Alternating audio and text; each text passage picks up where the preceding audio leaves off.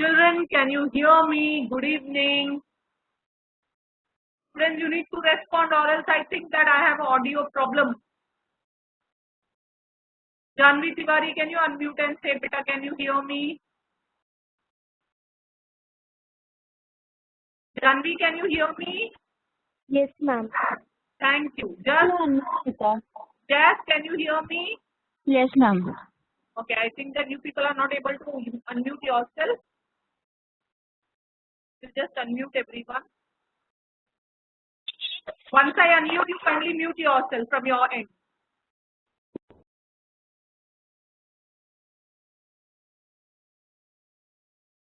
There is no point of unmuting everyone because you people don't answer only.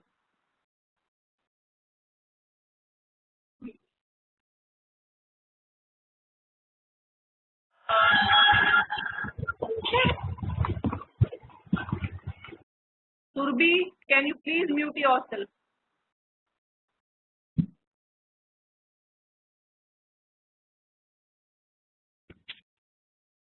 What?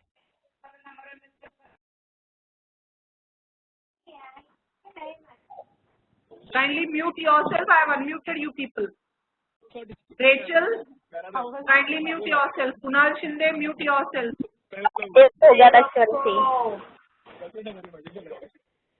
Sarba Khan, kindly mute yourself. Kunal Shinde, mute. Rachel, kindly mute yourself.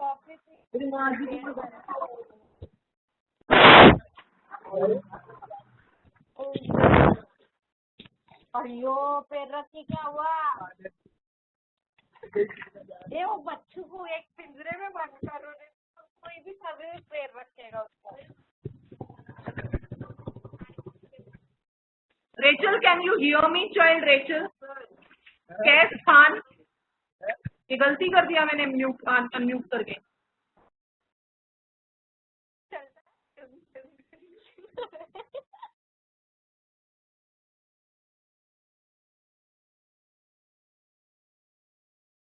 Apurva Patil, mute yourself. I am unmuted. Arya Sawant, mute yourself, beta. Rohan Yadav, mute yourself.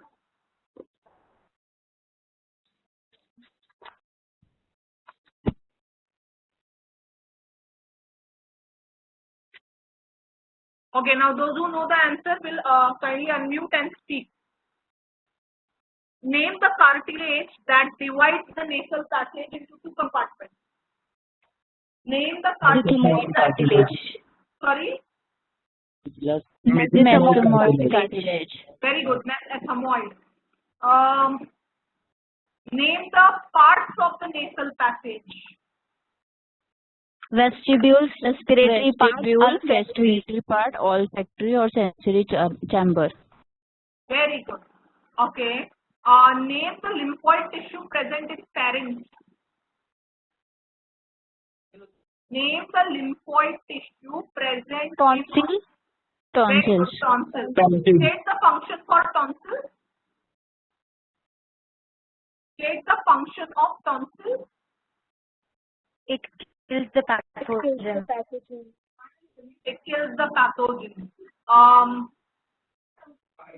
Name the organ that is also known as Adam's apple. Larynx. The opening between the larynx and trachea is known as dash. The opening between Glottis. Sorry? Glottis. The glottis is covered by a flap-like structure called dash. Epiglottis. Very good. State the function of larynx. State the function of larynx. Larynx का function क्या है? It prevents entry of food into the trachea. No. The function for larynx is sound production. Function for larynx is sound production, and child, the function you told me, Chaudhary, it's the function of epiglottis. Okay, it prevents the entry of foreign substances into the trachea. Okay, the trachea is supported by 16 to 20 dash cartilage. C-shaped. T-shaped cartilage.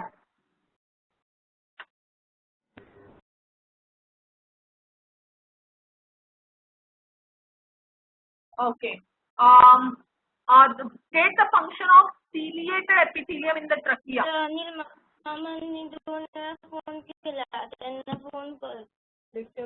Can you please be louder, those who is giving? Can you please tell me the answer for ciliated epithelium in the trachea?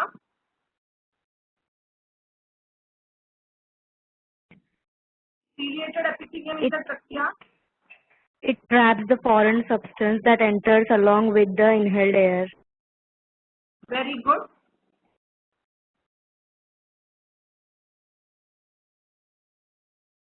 Okay. The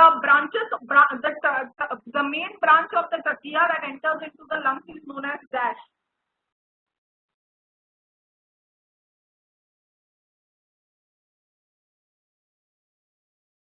The main branch of trachea that enters into the lungs is known as dash.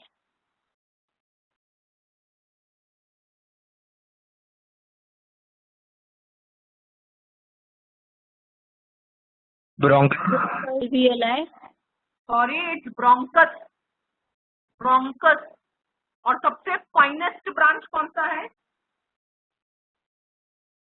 Alveoli, ma'am. Very good.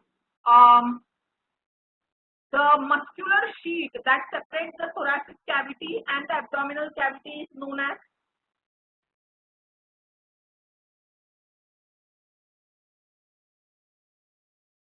Fibromuscular septum.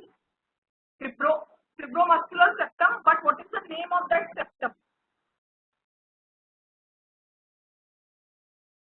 Diaphragm. Diaphragm. Diaphragm. Very good.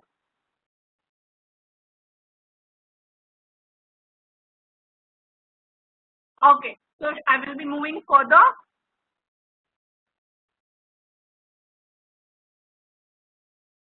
Children, today we are going to deal with the mechanism of respiration.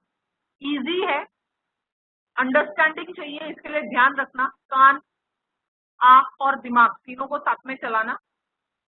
Mechanism of respiration में, ठीक है, तुम्हारे text book के हिसाब से board expect करता है कि तुमको ये 4 पॉइंट पता होना चाहिए. The mechanism of respiration comprises of breathing, external respiration, internal respiration and cellular respiration. ठीक है, जैसे कि लास्ट लेक्चर में शायद मैंने इंट्रोडक्शन में ही बोला था, ब्रीदिंग एक फिजिकल प्रोसेस है जिसमें हम ऑक्सीजन रिच एयर अंदर ले रहे हैं और कार्बन डाइऑक्साइड रिच एयर बाहर दे रहे हैं, तो वो ब्रीदिंग है. तो ब्रीदिंग एक physical process. Okay, so we will learn it one by one. किसी को भी डाउट है तो तुरंत पूछे. ब्रीदिंग बच्चे लोग, मैंने बोला कि 2 पार्ट आता है, एक ऑक्सीजन रिच एयर अंदर लिया जा रहा है और कार्बन डाइऑक्साइड रिच एयर बाहर दिया जा रहा है. डायग्राम को ध्यान से देखो पहले. When we take the oxygen rich air inside, we can call it as inspiration or inhalation. Oxygen rich air, ठीक है, अंदर लेते हैं तो उस प्रोसेस को हम इंस्पिरेशन बोलते हैं या इनहलेशन बोलते हैं. एक्सपिरेशन, एग्जिट, एक्स का मतलब क्या है? एग्जिट. एक्सपिरेशन या एक्सलेशन में कार्बन डाइऑक्साइड रिच एयर बाहर दिया जाता है. So what is inspiration or inhalation? It is a process in which oxygen rich air is taken inside the body. Expiration or exhalation is a process in which carbon dioxide rich air is given outside the body. Now in this process of breathing, many organs they work together. बहुत सारा organs जो है वो एक साथ काम करता है. मेरे ख्याल से बहुत जन ने योगा कभी ना कभी किया होगा स्कूल में, या फिर तुम आजकल हो सकता है बहुत सारे लोग प्राणायाम प्रैक्टिस करते हो. ठीक है, अब जो मैं बोल रही हूँ वो ध्यान से करना. आंखें बंद करो and you need to take long deep breath inside. जब तुम सांस अंदर ले रहे हो ना, आंख बंद करके गौर करो कि कौन सा बॉडी का पार्ट में क्या चेंज हो रहा है.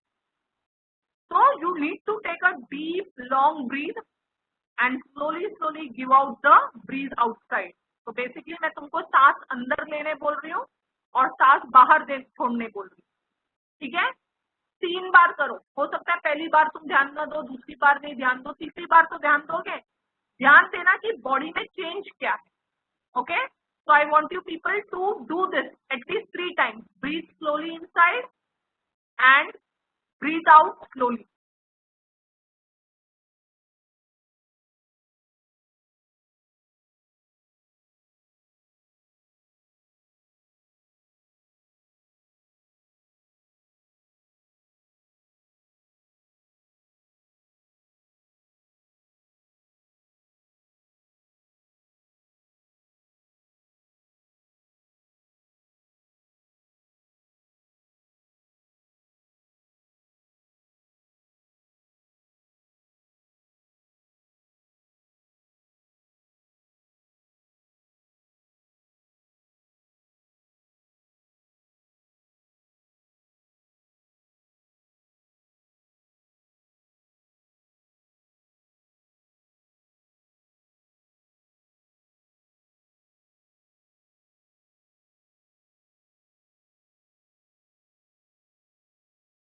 Okay, I hope that you have done. Now tell me, what changes did you feel while you were breathing in and breathing out?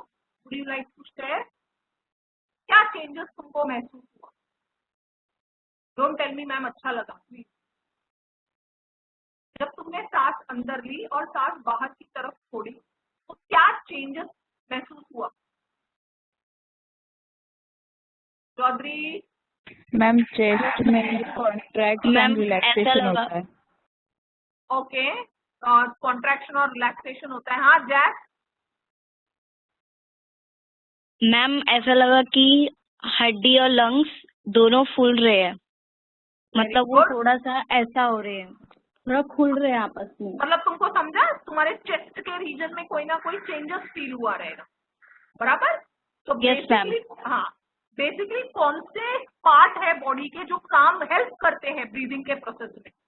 पहला रिब केज, ये जो केज है ना उसको हम रिब केज बोलते हैं, ठीक है? तो कोई कोई लोग इसको थोरैसिक केज भी बोलते हैं, लेकिन ये आंसर के लिए तुम रिब केज याद रखना या रिब्स याद रखना, रिब्स याद रखेंगे। ओके, दूसरा आता है इंटरकोस्टल मसल। ये रिब्स है, ये हड्डियां रिब्स है, रिब्स के बीच में मसल्स है बच्चे लोग, जिसको हम क्या बोलते हैं? इंटर का मतलब बिटवीन, इंटरकोस्टल मसल। ओके, ये तुम्हारे जानकारी के लिए, तुमको एग्जाम में नहीं लिखना है। हमारे पास 2 टाइप के इंटरकोस्टल मसल है, एक बाहर की तरफ तो एक्सटर्नल इंटरकोस्टल मसल, और अंदर की तरफ तो इंटरनल। तुम देख रहे हो उसका, एक इस तरफ जा रहा है तो एक ऊपर की तरफ जा रहा है। Can you see the difference? Internal intercostal muscle and external intercostal muscle. तो ब्रीदिंग के प्रोसेस में रिब्स काम करता है, इंटरकोस्टल मसल्स काम करते हैं, ठीक है? साथ में इसके डायफ्राम काम करता है। देखो ये डायफ्राम काम करता है। ओके, ये तीनों मिलके ब्रीदिंग के टाइम चेंजेस दिखाते हैं। तो वॉल्यूम और प्रेशर में फर्क पड़ेगा, वॉल्यूम और प्रेशर में फर्क पड़ेगा। मैं सिर्फ इंस्पिरेशन का बताऊंगी, तुम लोग मुझे किसका बताओगे? एक्सपिरेशन का, ठीक है? तो हमने बोल दिया कि इंस्पिरेशन या इनहेलेशन क्या है?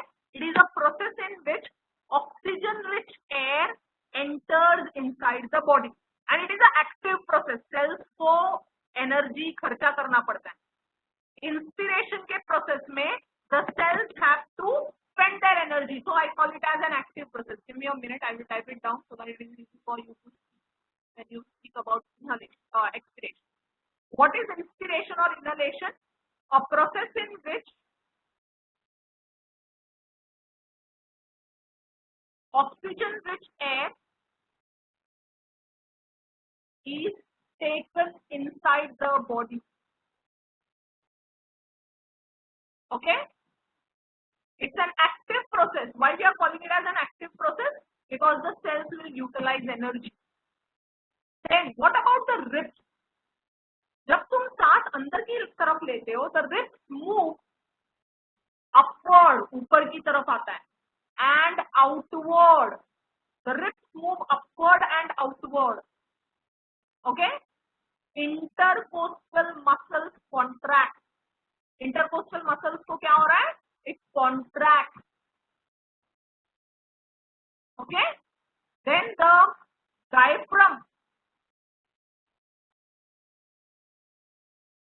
फ्लैटन। डायफ्राम को देखो क्या कैसे दिख रहा है डायग्राम में, चपटा दिख रहा है, इट विल फ्लैटन। रिब्स के वजह से, इंटरकोस्टल मसल्स के वजह से और डायफ्राम के वजह से क्या हो गया, वॉल्यूम, वॉल्यूम जो है थोरैसिक कैविटी का, वॉल्यूम जो है थोरैसिक कैविटी का, okay, volume inside the thoracic cavity, volume inside the thoracic cavity, ठीक है, क्या हो जाएगा, बढ़ जाएगा, increases, volume inside the thoracic cavity increases. जगह अगर थोरैसिक कैविटी के अंदर बढ़ गया है तो what obvious, pressure of air will decrease, pressure of air decreases, pressure of air inside the thoracic cavity decreases, क्योंकि प्रेशर और वॉल्यूम क्या है, इनवर्सली प्रोपोर्शनल है, ओके।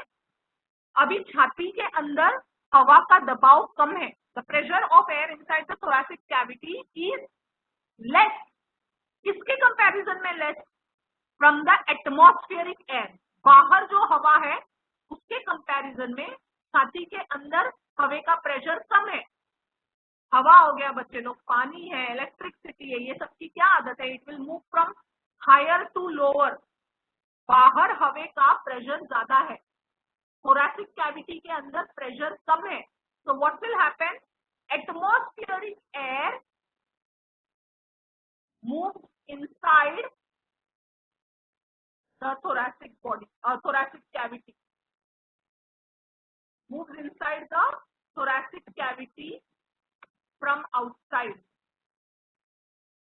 समझाइए, inspiration, it is a process in which oxygen rich air is taken inside the body, active process है, ribs move upward and outward, जब तुम अंदर सांस लोगे तो तुम जब गौर करोगे ना तो मालूम पड़ेगा छाती ऊपर आती है और बाहर निकलती, intercostal muscles contract, diaphragm flatten, volume inside the thoracic cavity increases, pressure of air inside the thoracic cavity decreases, atmospheric air moves inside the thoracic cavity from outside। एक बार रीड कर लो, फिर मुझे तुम लोग एक्सलेशन के बारे में पॉइंट्स बताना। Hello ma'am. हाँ बेटा बोलो। मैम उसको एक्टिव प्रोसेस क्यों बोल रहे हैं हम? Because the cells they need energy to take the air inside. Okay ma'am.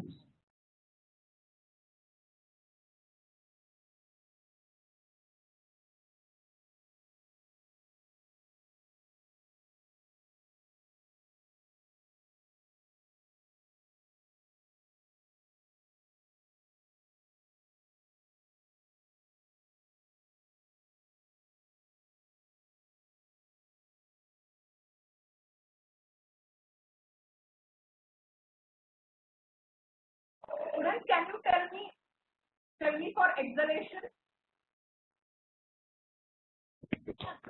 A process in which carbon dioxide rich air is taken given outside from the body. Okay, very good. It is an inactive process. No beta, active का opposite है passive process। Okay ma'am. हाँ। Then yes, it was good. Anyone else would like to answer? Ribs move downward and upward. Intercostal muscle are relaxes. Yes, ma'am. Diaphragm become I think dome shape, right, ma'am? Very good. Thank you, Chaudhary. Just a minute. बच्चे लोग dome shape जो है वो relax state है diaphragm का, तो भले ही diagram में रिलैक्स लिखा है लेकिन तुम क्या यूज करोगे, dome shape, because dome shape is the relaxed state of diaphragm. Yes child, continue.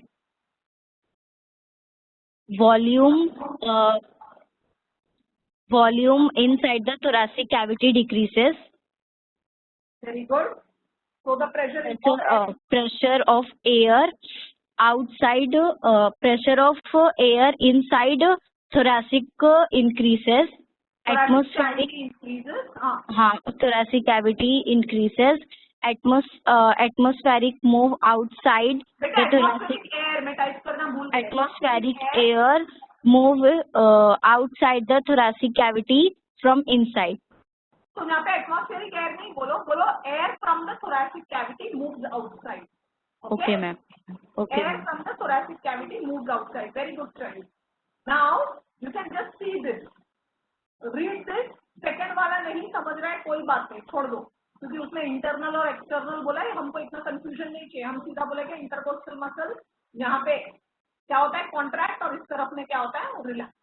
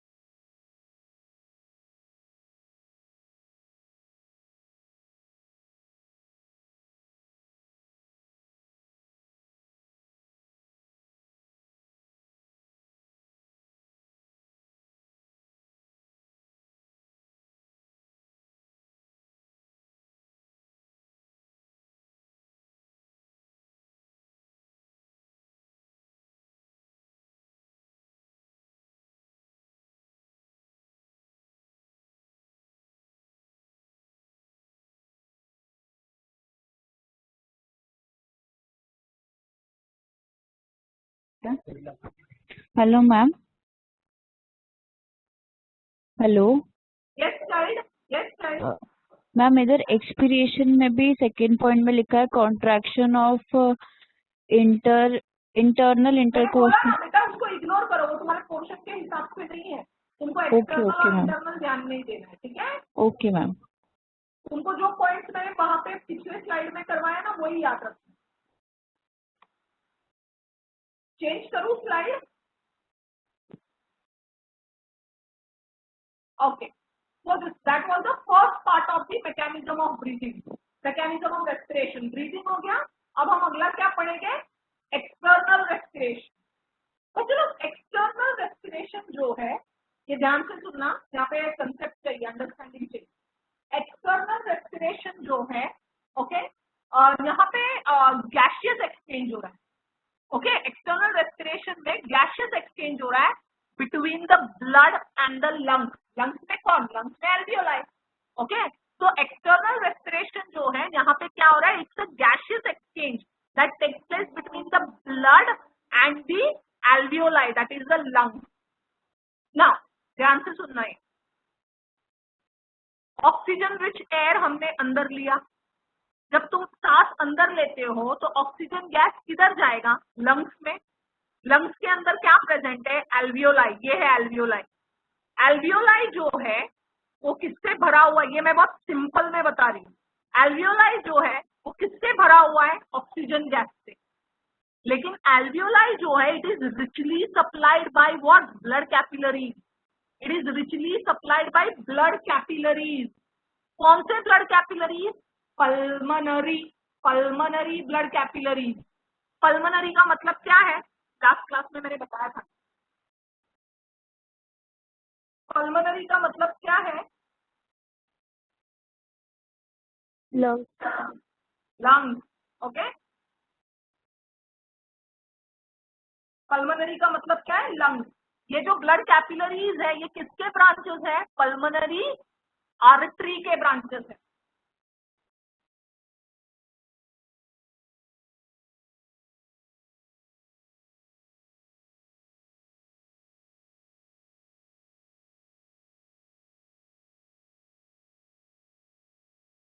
Pulmonary artery के क्या है, ब्रांचेस है, लेकिन वो ब्रांचेस इतना पतला है तो हम उसको कैपिलरीज बोल रहे हैं।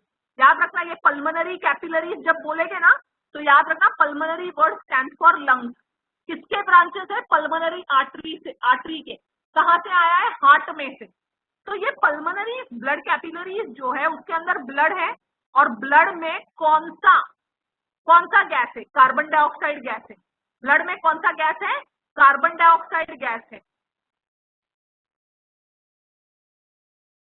ब्लड में कौन सा गैस है, कार्बन डाइऑक्साइड गैस है, जबकि एल्वियोलाई में कौन सा गैस है, ऑक्सीजन का।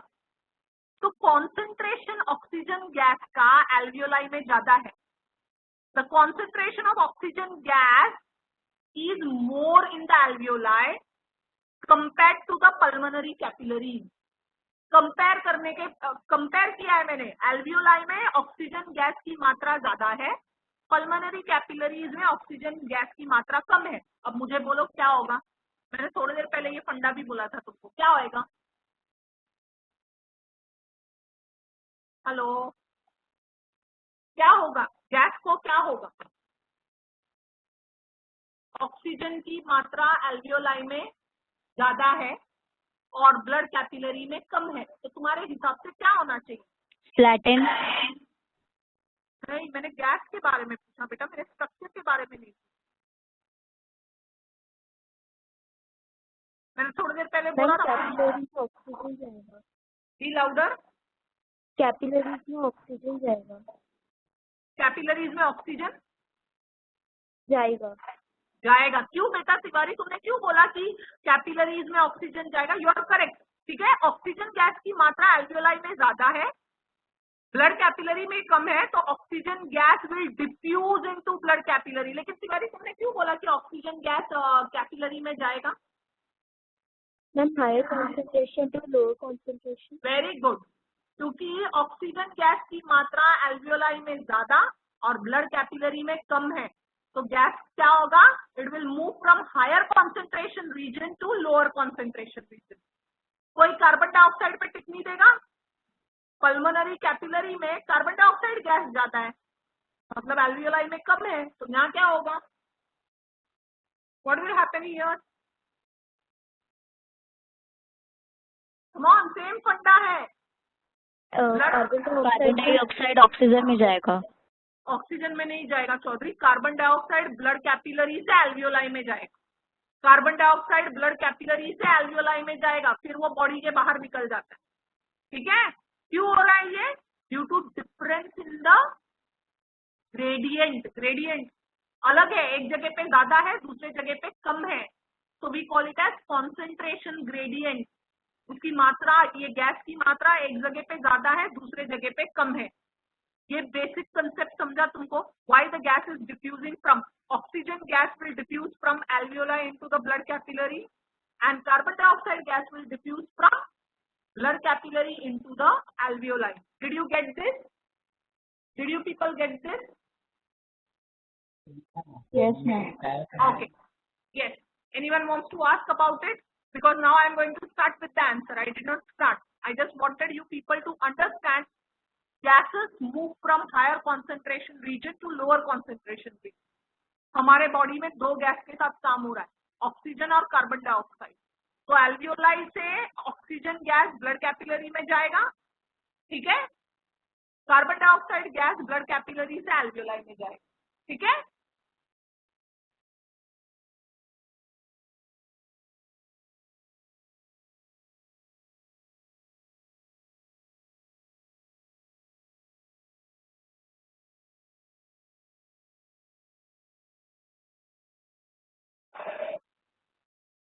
नाउ बच्चे लोग ब्लड कैपिलरी क्यों बोल रहे हैं हम, why we are calling it as blood capillary, क्योंकि वो ब्लड का कैपिलरी है, बट लेकिन इसका एम्फसाइज क्यों कर रहे हैं, ब्लड कैपिलरी जो है लेवेंथ का कंसेप्ट यूज कर रहे हैं हम, okay. The walls are very thin, जब मैं बोल रही हूँ फाइन ब्लड कैपिलरी, फाइन पतला, कोई गेस करेगा कौन सा एपिथेलियल टिश्यू हो सकता है, पतला और चपटा एपिथेलियल टिश्यू है इसके वॉल्स में, कौन सा, ऐसा कौन सा एपिथेलियल टिश्यू है which is flat and thin,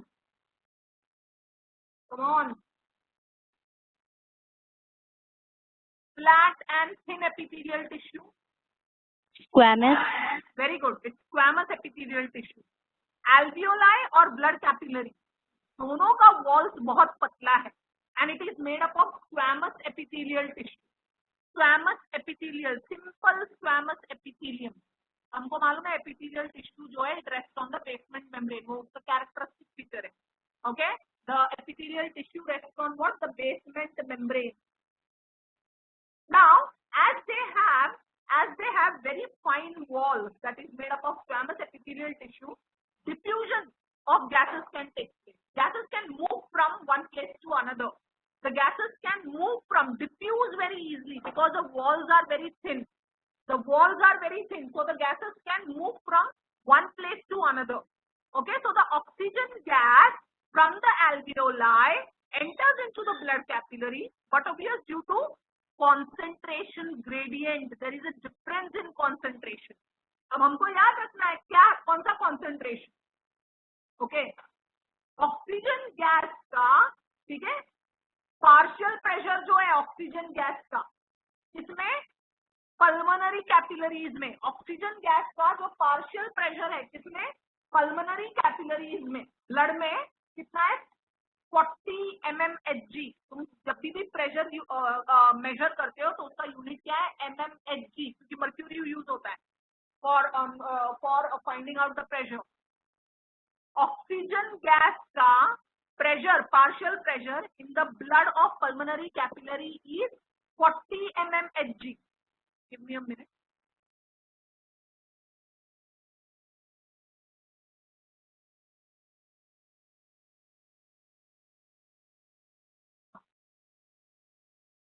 The partial pressure of oxygen, okay, in blood of pulmonary capillary is 40 mmHg. ठीक है, जबकि एल्वियोलाई के अंदर कितना है 104 mmHg. एल्वियोलाई के अंदर कितना है 104 mmHg. क्या partial pressure of oxygen gas. देखो फर्क कितना है. This is the reason why the oxygen gas diffuses from the pulmonary capillaries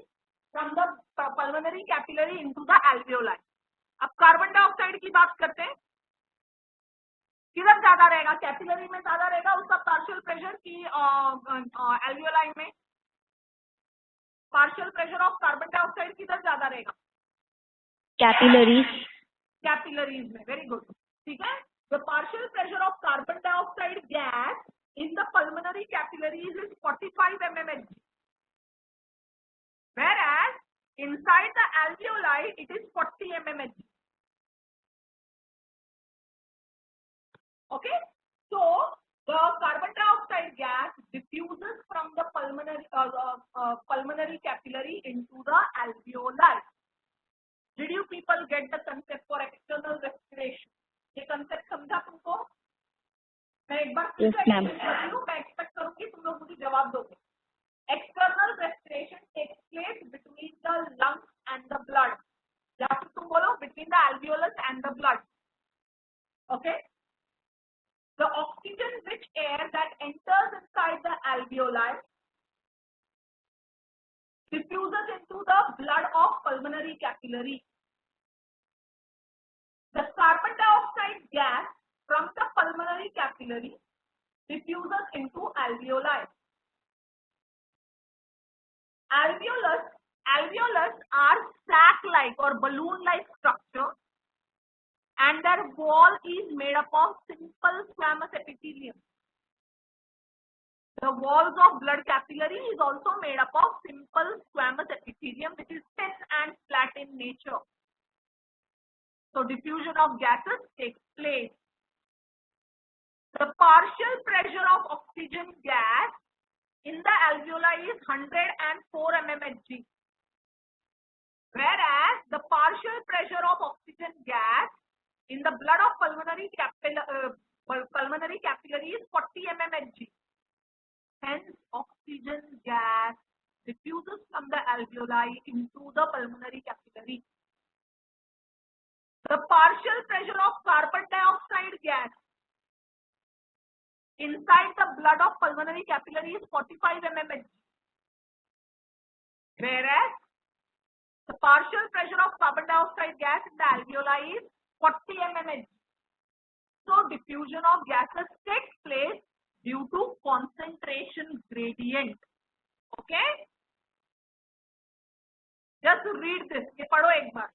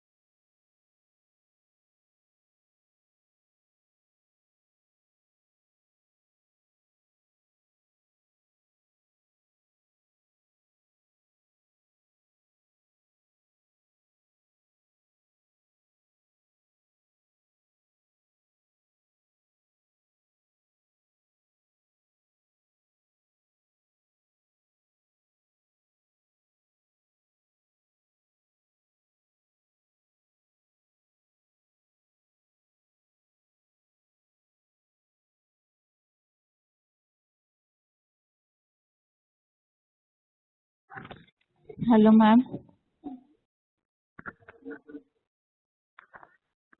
Yes, child. Ma'am 1 minute last slide दिखाओ ना. हाँ.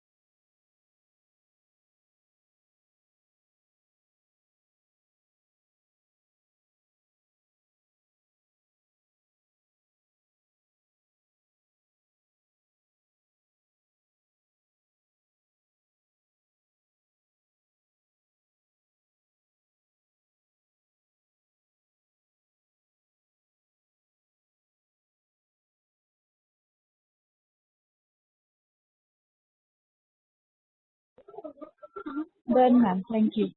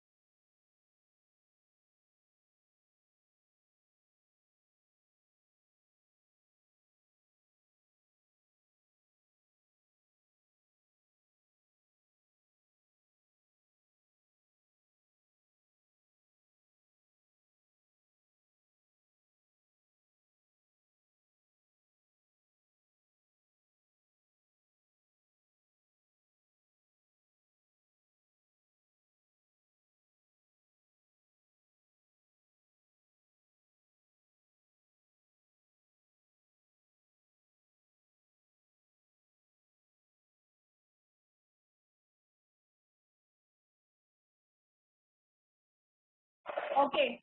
Can anyone tell me the external respiration? Can anyone tell me the answer for external respiration?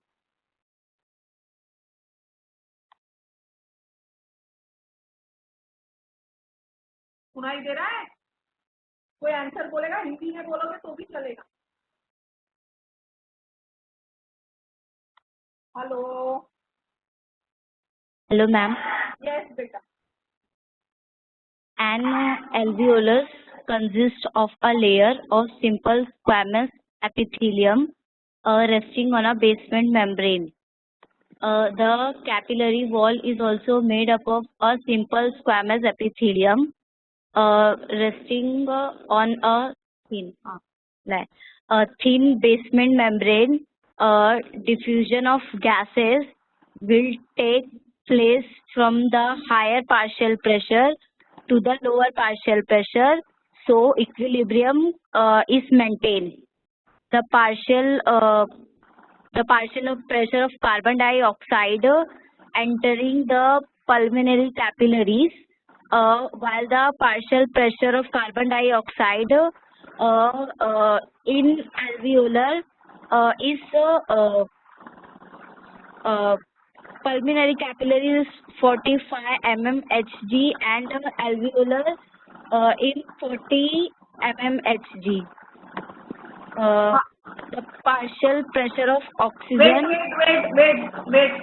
So you have mentioned the partial pressure of carbon dioxide gas in the pulmonary blood capillary 45 mmHg, whereas in the alveoli the partial pressure of carbon dioxide gas is 40 mmHg. ये बोलने के बाद तुमको बोलना है बेटा. So diffusion of carbon dioxide gas takes place from the blood of pulmonary capillary into the alveoli. ठीक है? तो partial pressure जाने के बाद ये बोलो कौन सा गैस कहाँ से कहाँ जा रहा है. Continue. Okay. आगे. The partial pressure of oxygen in blood in pulmonary capillaries is 40 mmHg.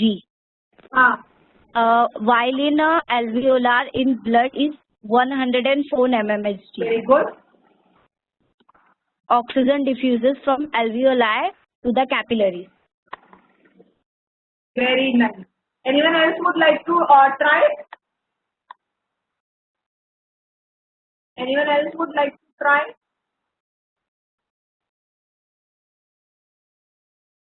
Yash Pawar.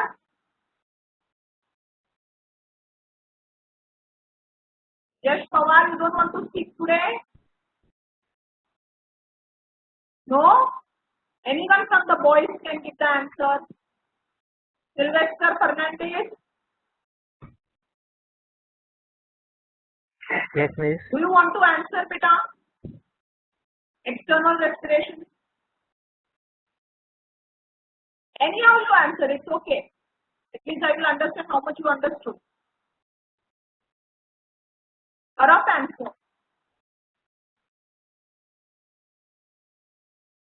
Anyone would like to answer? No? So I'm moving further. Hello, ma'am. Yes, Sakshi Rathod. External respiration. An alveolus which consists of a layer of simple squamous epithelium which resting on a basement membrane. The capillary wall which is made up of squamous epithelium resting on thin basement membrane. The diffusion of gases will take place from area of higher partial pressure to an area of lower partial pressure. Then the equilibrium is maintained. Very good. Continue, child. Sakshi. The partial pressure of carbon dioxide entering the pulmonary capillaries is 45 mmHg, and the partial pressure of carbon dioxide in alveolar air is 40 mmHg. So the diffusion of diffusion from alveoli of CO2 takes place from alveoli to capillaries. The partial pressure of oxygen in pulmonary capillaries is 45 mmHg, and the partial pressure of oxygen in alveolar blood is 104 mmHg. Very good. Very nice. So moving to the next. पहला breathing था, दूसरा external respiration, तीसरा कौन सा है? Internal respiration. Okay, अभी oxygen gas जो blood में गया बच्चे लोग, हमने बोला ना यहाँ पे जो ऑक्सीजन गैस है, एक मिनट. यस यश पवार कहाँ गया? हाँ यश पवार बोलो. Can I speak the answer? Okay, of course, yes, you can. An alveolus, simple epithelium resting on a basement membrane. Very good. Also consists of a simple squamous epithelium resting on a thin basement membrane. Diffusion of gases from take place from higher concentration gradient to concentration gradient. बेटा higher partial pressure to lower partial pressure. Okay, ma'am. या फिर बोलो diffusion of gases takes place due to difference in the concentration gradient. Okay, ma'am. The partial pressure of carbon dioxide in the pulmonary capillaries is 45 mmHg. The partial carbon dioxide in alveoli is 40 mmHg. Dioxide diffuses from capillaries into alveoli. Partial pressure of oxygen in the alveolar is 4 mmHg.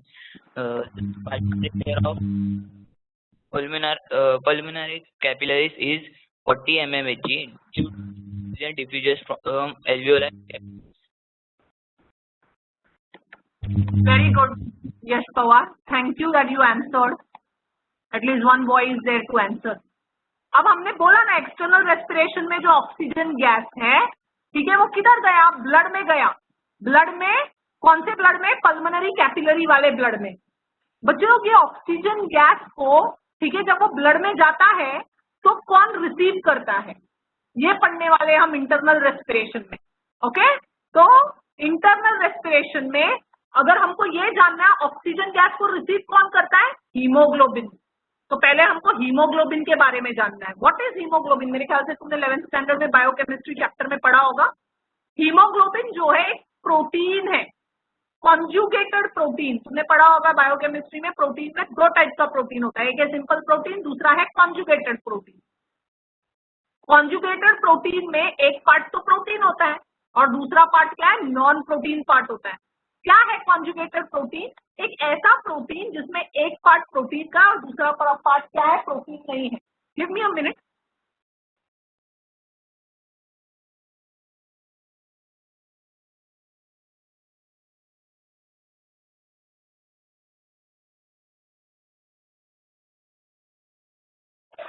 ठीक है, so what is hemoglobin? It's a conjugated protein. What do you mean by a conjugated protein? A protein which has, it's a type of protein which has one part is protein and the another one is non-protein part. Okay? अब haemoglobin जो है उसको तुम respiratory pigment भी बोल सकते हो. Pigment क्यों? क्योंकि कलर है. कोई बोलेगा मुझे हीमोग्लोबिन का कलर क्या है? What is the color for hemoglobin? Haemoglobin का कलर क्या है बच्चे लोग? रेड. Am I audible? सुनाई दे रहा है? Yes, ma'am. हीमोग्लोबिन जो है वो रेड कलर का है. क्यों है वो रेड कलर का? Because of the presence of iron. Iron because of the presence of what? Iron. Iron is a wrong pronunciation. We basically use the word as iron. Okay, because of what? Iron. Red colour का क्यों है? Because of the presence of iron. पहले हम haemoglobin का structure देखते हैं। ये जो डायग्राम दिख रहा है ना, ये हीमोग्लोबिन का स्ट्रक्चर है। तुमको ये स्ट्रक्चर याद करने की जरूरत नहीं है। ओके, हीमोग्लोबिन में दो पार्ट होता है। एक तो है ग्लोबिन पार्ट, ग्लोबिन मतलब प्रोटीन पार्ट, ग्लोबिन मतलब protein, the protein part, and the protein part has alpha and beta chain. Globin part में तुमको अल्फा और बीटा चेन्स मिलेंगे। प्रोटीन है मतलब बटोपिया जो अमाइनो एसिड का बना है, किसका बना है वो, अमाइनो एसिड का। मुझे इंटरेस्ट हीम पार्ट में है। हीम पार्ट जो है वो पिगमेंट है जो कलर देता है haemoglobin. Haem part is the pigment, okay, and it consist of two parts again. Haem part में दो पार्ट है, one is iron and the another one is porphyrin. One is iron and another one is porphyrin. मैं फिर से बोल रही हूँ, haemoglobin किस तरह का प्रोटीन है, कॉन्जुगेटेड प्रोटीन। क्यों बोल रहे हैं हम इसको कॉन्जुगेटेड प्रोटीन, क्योंकि उसके पास एक प्रोटीन पार्ट है जो कि है ग्लोबिन, और दूसरा क्या है, नॉन प्रोटीन पार्ट। हीमोग्लोबिन का नॉन प्रोटीन पार्ट क्या है, हीम, ठीक है। प्रोटीन पार्ट क्या है, ग्लोबिन। अब बट ऑब्वियस ग्लोबिन अगर प्रोटीन है तो किसका बना रहेगा, अमाइनो एसिड का। हीम पार्ट जो है उसमें दो है, वन इज आयन, और आयन जो होता है ना हीमोग्लोबिन में, it is always in the form of ferrous form, Fe2+। तो मैं दो बार प्लस लिख रही हूँ। आयन हमेशा कौन से फॉर्म में रहेगा, हीमोग्लोबिन में फेरस फॉर्म में, Fe++। और दूसरा है पोरफायरिन। इतना समझा क्या? हीमोग्लोबिन क्या है, आयरन कंटेनिंग पिगमेंट है, या कॉन्जुगेटेड प्रोटीन है, या रेस्पिरेटरी पिगमेंट। इसमें दो पार्ट है, एक है प्रोटीन पार्ट जो कि है ग्लोबिन, और नॉन प्रोटीन पार्ट जो कि है हीम। मैं हीम में ज्यादा इंटरेस्टेड हूँ, उसमें आयन है और पोरफायरिन है। Ion is always in the form of ferrous form, ठीक है। और ये फेरस फॉर्म, और ये दूसरा क्या है, पोरफायरिन जो है, ये है पोरफायरिन, जहां मैं कर्सर लेके जा रही हूँ, this is the porphyrin. It's a tetrapyrrole. Tetrapyrrole, porphyrin क्या है, टेट्रापायरोल स्ट्रक्चर है। Tetra means 4, 1 2 3 and 4, it's a 4 tetrapyrrole. Pyrrole क्या है, 5 मेंबर्ड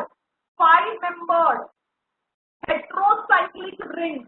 ये क्या है, हेट्रोसाइक्लिक रिंग है, इन विच नाइट्रोजन इज प्रेजेंट। देखो 1 2 3 4 5, 5 मेंबर है, और इसमें क्या प्रेजेंट है, नाइट्रोजन प्रेजेंट है। और हमेशा टेट्रापायरोल जो है वो किसके साथ मिलेगा तुमको, फेरस के साथ। टेट्रापायरोल किसके साथ मिलेगा, फेरस के साथ। इतना समझा? Did you guys get the structure of haemoglobin? Haemoglobin हमारे ब्लड में है, इसलिए हमारा ब्लड रेड कलर का है। ऐसा क्या है हीमोग्लोबिन में जो हमारा ब्लड रेड कलर का है? What is there in the haemoglobin that makes the blood red in colour? In a non-protein part. Sorry, my question is, हमारा ब्लड रेड कलर का है क्योंकि हीमोग्लोबिन के वजह से। ऐसा क्या है हीमोग्लोबिन में जो रेड कलर देता है? Iron. आयन की वजह से वो रेड कलर, ठीक है। अच्छा, अब मुझे बोलो हीमोग्लोबिन कैसा प्रोटीन है? Conjugated protein. तो कॉन्जुगेटेड प्रोटीन के दो पार्ट कौन से हैं? Protein and non-protein and heme.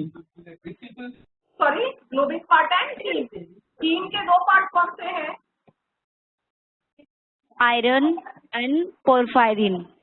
Ion कौन से फॉर्म में मिलेगा हीमोग्लोबिन में? Ferrous form. फेरस का ये बताओ मुझे, मॉलिक्यूलर क्या बोलते हैं? Fe++. हाँ, Fe++. हाँ, Fe2+ बोलो या Fe++ बोलो, ठीक है। अब ये पायरोल पार्ट क्या है, पायरोल रिंग, सॉरी पोरफायरिन जो है वो कैसा रिंग है? It's a टेट्रापायरोल।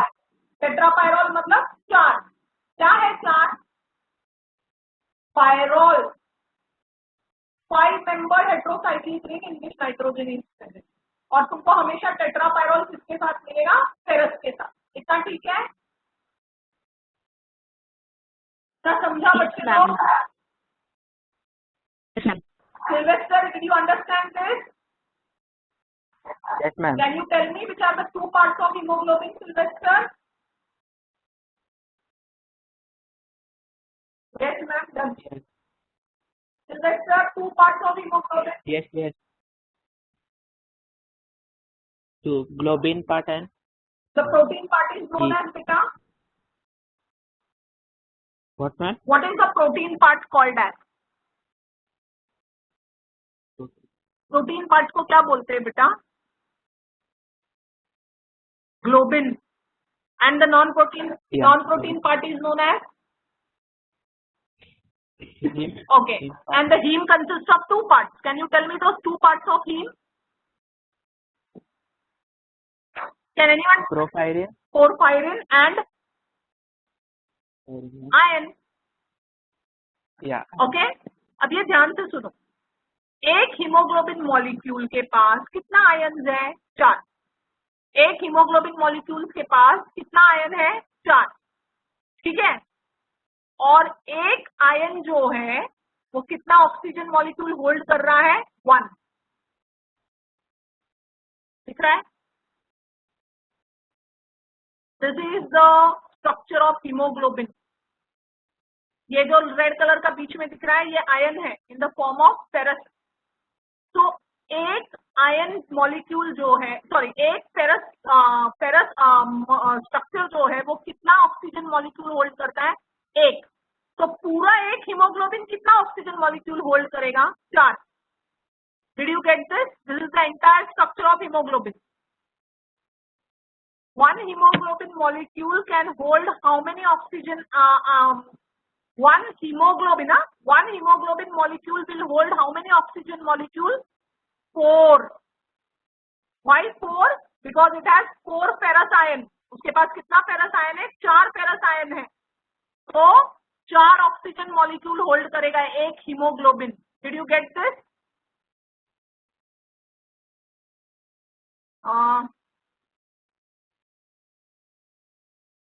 Jazz, will you unmute yourself? अब तुम लोग सोचते हैं कि बा मैम क्यों सिर्फ जैस को या चौधरी को या यश पवार को बुलाती हैं, क्योंकि वही बच्चे हैं जो ईमानदारी से अनम्यूट करके जवाब देते हैं. देखो कोई शौक नहीं लोगों का नाम लेने का, बाकी लोगों का. अगर तुमको कभी भी लगा तुमको जवाब देना, अनम्यूट होके जवाब देना. मुझे समझ में आएगा कि तुम सुनते हो तो मैं तुम्हारा नाम लिया करूँ. हाँ जैस बेटा, एक हीमोग्लोबिन मॉलिक्यूल में कितना फेरस आयन है? एक 2 मैम. बेटा एक हीमोग्लोबिन मॉलिक्यूल में कितना फेरस है? फेरस आयन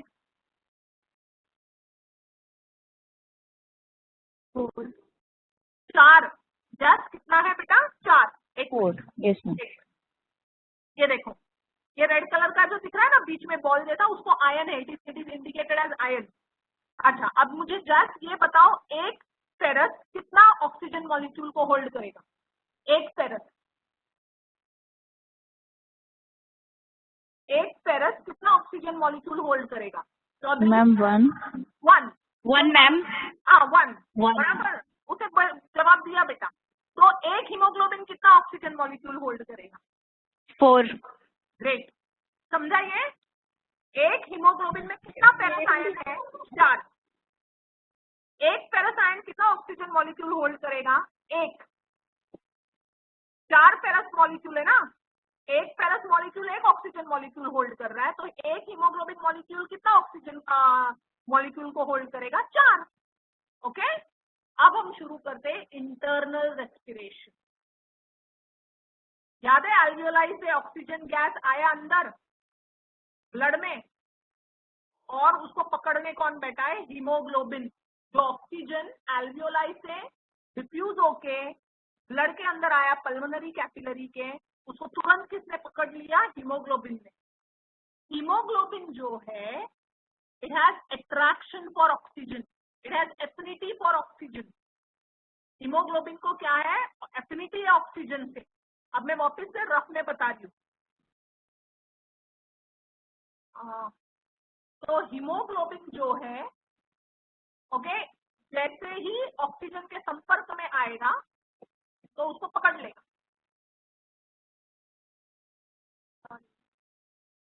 और क्या फॉर्म करेगा? एक अनस्टेबल कंपाउंड जिसका नाम है oxyhaemoglobin.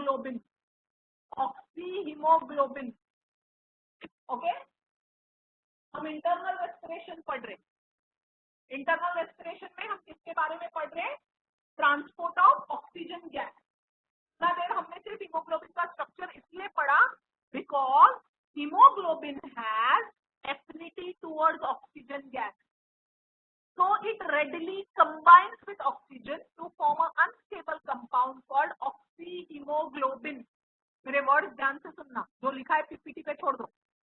Haemoglobin is a iron containing pigment present in the blood।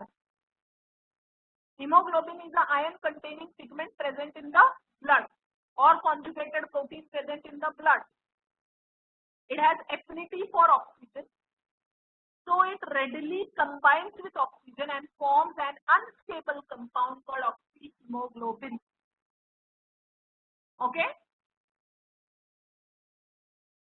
Total oxygen जो है, जो एल्वियोलाई से ब्लड कैपिलरी में आया था, उसमें से 3% ऑक्सीजन डिसॉल्व स्टेट में ट्रांसपोर्ट किया जाता है बाय प्लाज्मा।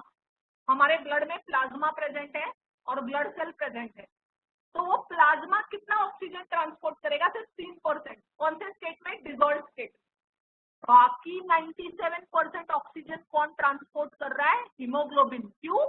क्योंकि haemoglobin has affinity for oxygen gas and it forms a unstable compound called oxyhaemoglobin. ये ठीक है? यहाँ तक समझा? हेलो, अरे बच्चे लोग। Yes ma'am. हाँ, तो पहले हम इंटरनल रेस्पिरेशन में क्या बोलेंगे हम? hemoglobin is an conjugated protein or a respiratory pigment present in the blood। it has affinity for oxygen gas, so it readily combines with oxygen and forms an unstable compound called oxyhemoglobin। of the total oxygen, 3% is transported in a dissolved state by plasma and remaining 97% is transported in the form of oxyhemoglobin। अब हमने जो last slide का जो पढ़ा था वो देखो। 1 molecule of hemoglobin has how many ferrous ions? 4। so each ferrous ion will pick up 1 molecule of oxygen। okay, वो हमको बोलना है 1 molecule of hemoglobin will carry 4 molecules of oxygen।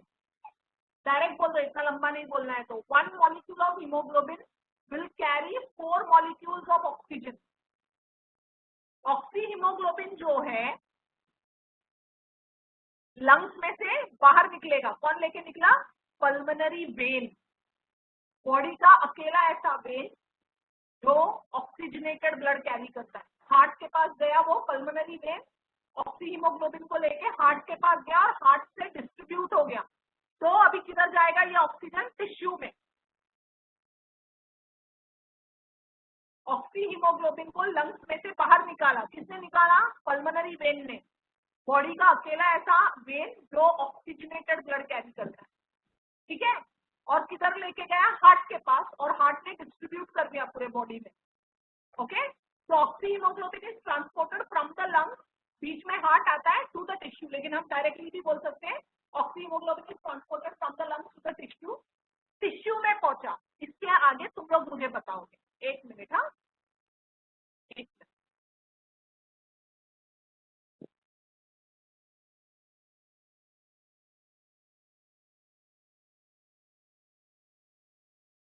ये टिश्यू है, टिश्यू ऐसे ही निकाला है ग्रीन कलर। हमारा टिश्यू ग्रीन कलर का नहीं होता। ये टिश्यू है, ये अपना ब्लड कैपिलरी है जो क्या लेके पहुंचा है? Haemoglobin, sorry oxyhaemoglobin Hb4O2। इसके आगे की कहानी तुम लोग मुझे बताओगे। टिश्यूज काम कर रहे बच्चे लोग लगातार, टिश्यूज काम कर रहा है लगातार, तो कौन सा गैस रहेगा टिश्यू के पास ज्यादा? बच्चे लोग, टिश्यूज लगातार काम कर रहे हैं, ऑक्सीजन। बेटा टिश्यूज लगातार काम कर रहे हो तो ऑक्सीजन यूज करेगा ना। काम करने के लिए हमारे सेल्स को ऑक्सीजन की जरूरत है, वो यूज करेगा, तो बदले में कौन सा गैस निकालेगा बाहर? Carbon dioxide. Carbon dioxide. Carbon dioxide gas. अब आगे की कहानी तुम लोग बताओ, क्या होगा यहाँ पे? सोचो, एक्सटर्नल रेस्पिरेशन के कंसेप्ट से मिलता है ना।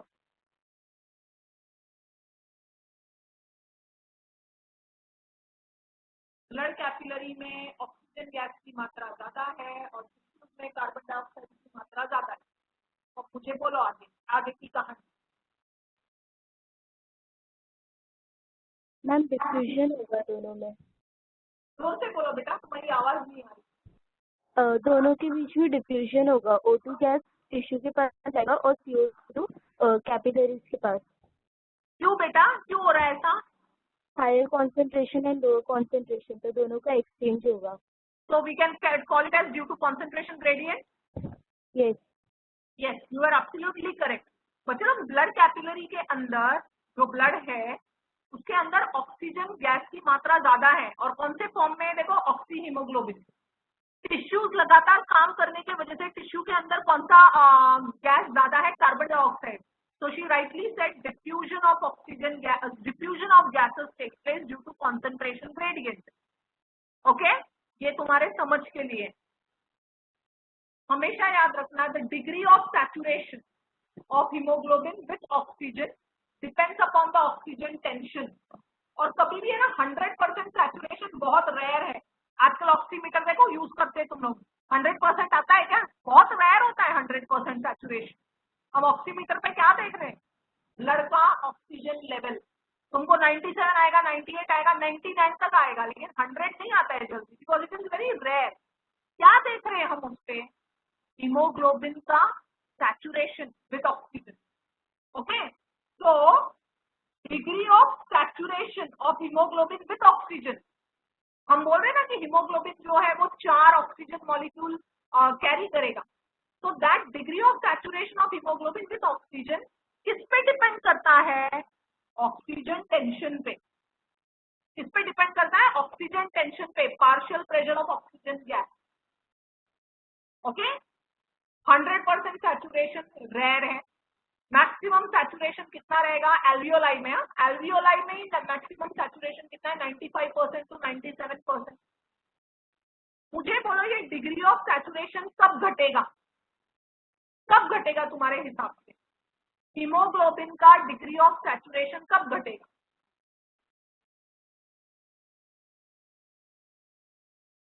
जब ऑक्सीजन गैस की कमी होगी शरीर में, है ना? जब ऑक्सीजन गैस ही नहीं है तो हीमोग्लोबिन पकड़ के किसको रखेगा? तो डिग्री ऑफ सैचुरेशन, हाँ, degree of saturation decreases with the drop in partial pressure of oxygen gas. अगर ऑक्सीजन गैस का पार्शियल प्रेशर कम होते जाएगा तो हीमोग्लोबिन का डिग्री ऑफ सैचुरेशन कम होगा। तो this begins in the dissociation. Partial pressure of oxygen gas घट रहा है तो क्या हो जाएगा?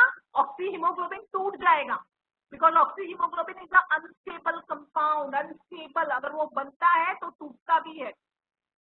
ओके, 30 mmHg पे, किसके 30 mmHg? Partial pressure of oxygen पे कितना सैचुरेशन रहेगा हीमोग्लोबिन का? सिर्फ 50%। अगर 30 mm है, Hg है पार्शियल प्रेशर ऑफ ऑक्सीजन, तो कितना सैचुरेशन ऑफ हीमोग्लोबिन मेंटेन हो सकता है? 50%। ये रीड करो स्लाइड ध्यान से। तो degree of saturation of what? Haemoglobin. याद रखो, एक हीमोग्लोबिन मॉलिक्यूल 4 ऑक्सीजन मॉलिक्यूल को कैरी करता है। सैचुरेटेड है, इससे ऊपर वो कैरी कर ही नहीं सकता है। 5 कर सकता है क्या हीमोग्लोबिन? No, ma'am. क्यों नहीं कर No, सकता ma'am. है? क्यों नहीं कर सकता Because है? it has only 1 ferrous ion, सिर्फ एक ही ऑक्सीजन को कैरी कर सकता है। It has 4 ferrous ion. Very good. उसके ऊपर वो कर ही नहीं सकता, उसके ऊपर उसके पास वो फेरस आयन है ही नहीं। ठीक है, तो ये हीमोग्लोबिन जो है उसका जो डिग्री ऑफ सैचुरेशन है वो किस पे डिपेंड करेगा? पार्शियल प्रेशर ऑफ ऑक्सीजन पे। और 100% सैचुरेशन रेयर है। मैक्सिमम सैचुरेशन तुमको एल्वियोलाई में कितना मिलेगा? 95% to 97%। लेकिन क्या ये डिग्री ऑफ सैचुरेशन हीमोग्लोबिन का घट सकता है? हाँ, कभी, अगर पार्शियल प्रेशर ऑफ ऑक्सीजन कम होते जा रहा है तो क्या हो जाएगा? जैसे ही पार्शियल प्रेशर ऑफ ऑक्सीजन कम होते जाएगा, ऑक्सी हीमोग्लोबिन टूटेगा, क्योंकि ऑक्सीजन के जगह पे कोई दूसरा गैस उसका जगह ले रहा है, मतलब। ठीक है, तो eight 30 mmHg of partial pressure of oxygen there will be only 50% saturation of hemoglobin. Just read this slide once.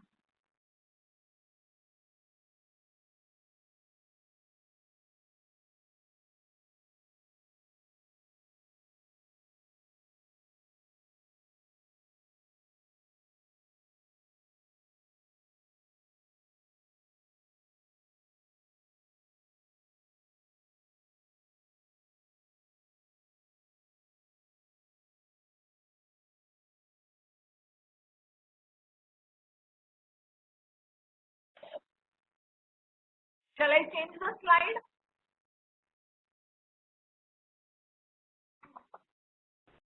Yes, ma'am.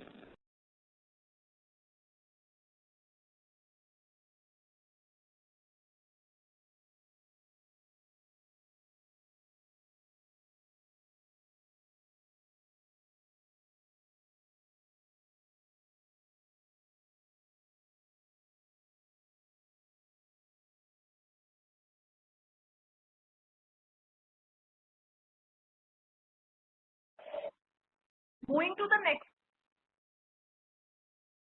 बच्चे लोग रिलेशनशिप बिटवीन, एक मिनट, हाँ, ये रिलेशनशिप है, तुम ग्राफ निकाल सकते हो.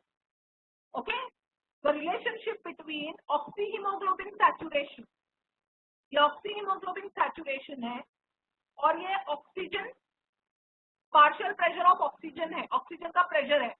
तो एक्स एक्सिस पे हमने ऑक्सीजन का प्रेशर लिया है और वाई एक्सिस पे हमने ऑक्सीहीमोग्लोबिन लिया है.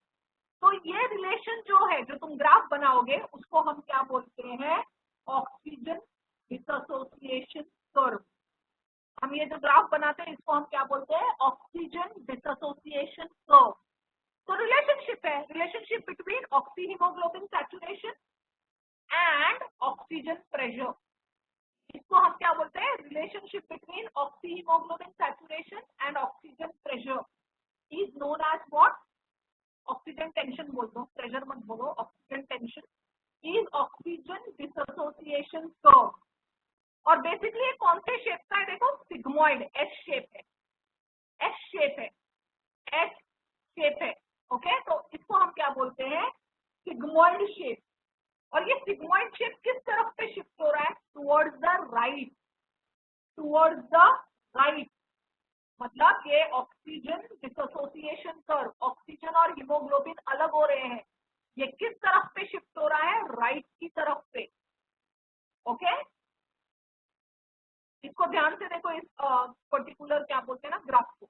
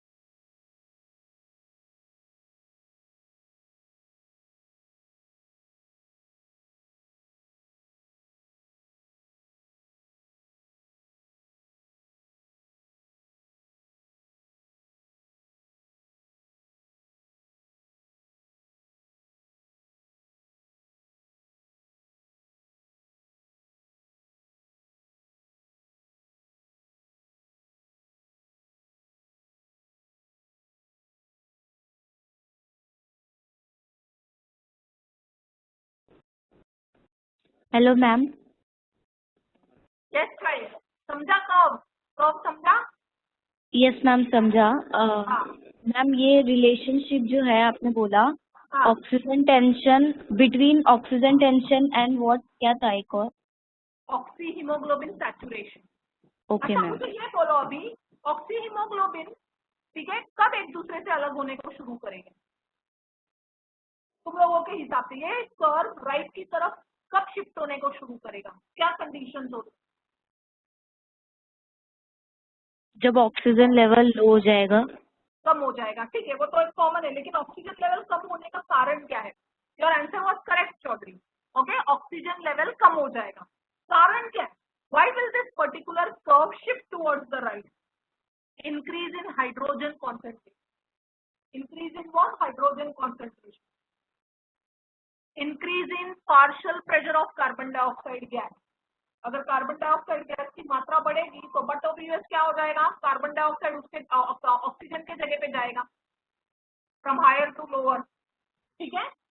राइजिंग टेम्परेचर एक दूसरा रीजन है, राइजिंग टेम्परेचर। क्यों राइजिंग टेम्परेचर? क्योंकि हीमोग्लोबिन कॉन्जुगेटेड प्रोटीन है, हीमोग्लोबिन कॉन्जुगेटेड प्रोटीन है, और जब तुम प्रोटीन को क्या बोलते हैं ज्यादा टेम्परेचर पे रखोगे तो उसका स्ट्रक्चर क्या हो जाएगा, डीनेचर हो जाएगा, उसका स्ट्रक्चर बिगड़ जाएगा। तो हीमोग्लोबिन का स्ट्रक्चर बिगड़ गया तो वो ऑक्सीजन को कैसे पकड़ेगा? तो राइजिंग टेम्परेचर, राइजिंग 2,3 डाइफॉस्फोग्लिसरेट, राइजिंग 2,3 डाइफॉस्फोग्लिसरेट जो कि ग्लाइकोलिसिस में तैयार होता है इन द आरबीसी। रेस्पिरेशन के टाइम पे एक स्टेप है ग्लाइकोलिसिस, ठीक है। तो ग्लाइकोलिसिस के टाइम पे आरबीसी में तैयार होता है क्या, 2,3 डाइफॉस्फोग्लिसरेट। ये कारणों के वजह से, ठीक है, क्या हो रहा है, तो ऑक्सीजन हीमोग्लोबिन डिसोसिएशन कर्व में शिफ्ट। जैसे कि तुमने बोला क्यों शिफ्ट होगा, ऑक्सीजन टेंशन कम होगा। ऑक्सीजन टेंशन किस रीजन के वजह से कम होगा? एक, partial pressure of carbon dioxide बढ़ गया, टेम्परेचर बढ़ गया, टेम्परेचर बढ़ने से क्या होगा, हीमोग्लोबिन का स्ट्रक्चर डिस्टॉर्ट हो जाएगा। तीसरा, राइज इन हाइड्रोजन आयन, ठीक है। और चौथा, rise in 3,2 diphosphoglycerate in the RBC during glycolysis.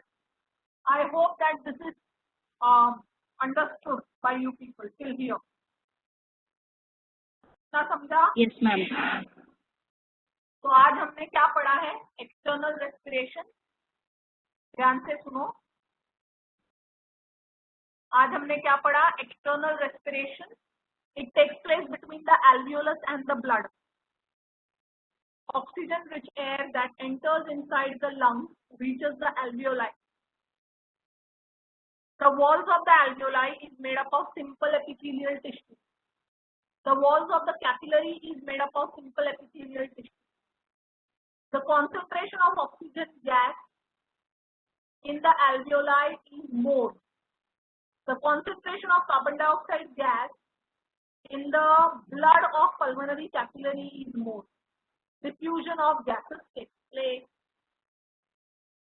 The partial pressure of oxygen gas, diffusion of gases takes place due to concentration gradient. The partial pressure of oxygen gas inside the alveoli is 104 mmHg. The partial pressure of oxygen gas in the blood of pulmonary capillary is 40 mmHg. So oxygen gas diffuses from the alveoli into the blood of pulmonary capillary. Partial pressure of carbon dioxide gas in the blood of pulmonary capillary is 45 mmHg. Partial pressure of carbon dioxide gas in the alveoli is 40 mmHg. So diffusion of carbon dioxide gas takes place from the pulmonary capillary into the alveoli.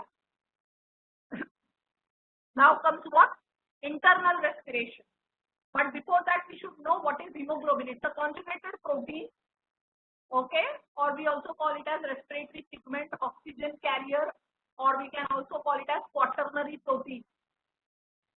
It has two parts, globin part, that's the protein part, and the heme part, which has iron always in ferrous form and porphyrin ring. One hemoglobin molecule can hold up to 4 molecules of oxygen. One hemoglobin molecule can hold up to 4 molecules of oxygen. Why? Because one hemoglobin molecule has 4 ferrous ions. So one ferrous ion can hold only one oxygen molecule. Internal respiration. Oxygen is transported by the plasma in dissolved state only as 3%. 97% of the oxygen is transported by the hemoglobin in the form of oxyhemoglobin. Hemoglobin has affinity. Hemoglobin has affinity towards oxygen gas. So it readily combines with oxygen to form an unstable compound called oxyhemoglobin. oxyhemoglobin is transported from the lung to the tissue where it readily dissociates to release oxygen. The degree of saturation of hemoglobin with oxygen depends upon oxygen tension, that is the partial pressure of oxygen, which is very rare. 100% saturation is very rare. Maximum saturation of oxygen in the alveoli is 95% to 97%.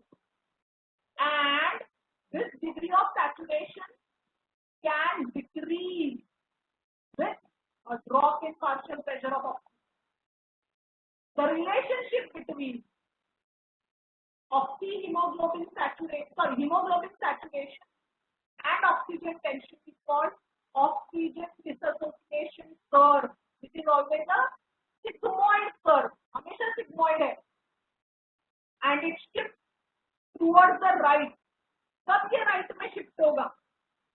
When the concentration of hydrogen ion is more, partial pressure of carbon dioxide is more, rising temperature, rising 2,3 diphosphoglycerate. All this condition will lower the affinity of hemoglobin for oxygen. यहाँ तक किसी को भी doubt है तो पूछो.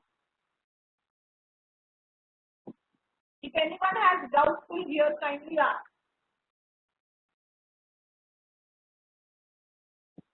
अभी तक हमने सिर्फ ऑक्सीजन के बारे में पढ़ा कि हीमोग्लोबिन किस तरह से लेके जा रहा है. कार्बन डाइऑक्साइड भी बाकी है.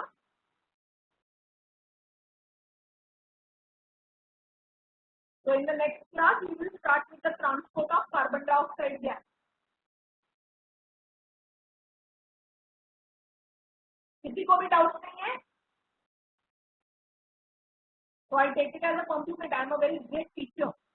सब बच्चों को मेरे समझता है सब कि मैं क्या पढ़ाती है ना.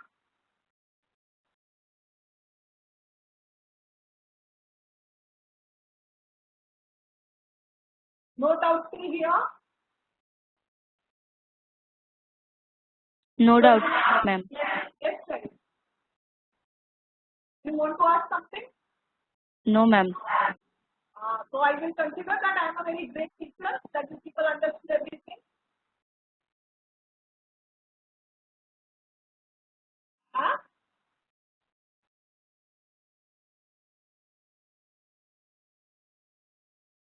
Okay.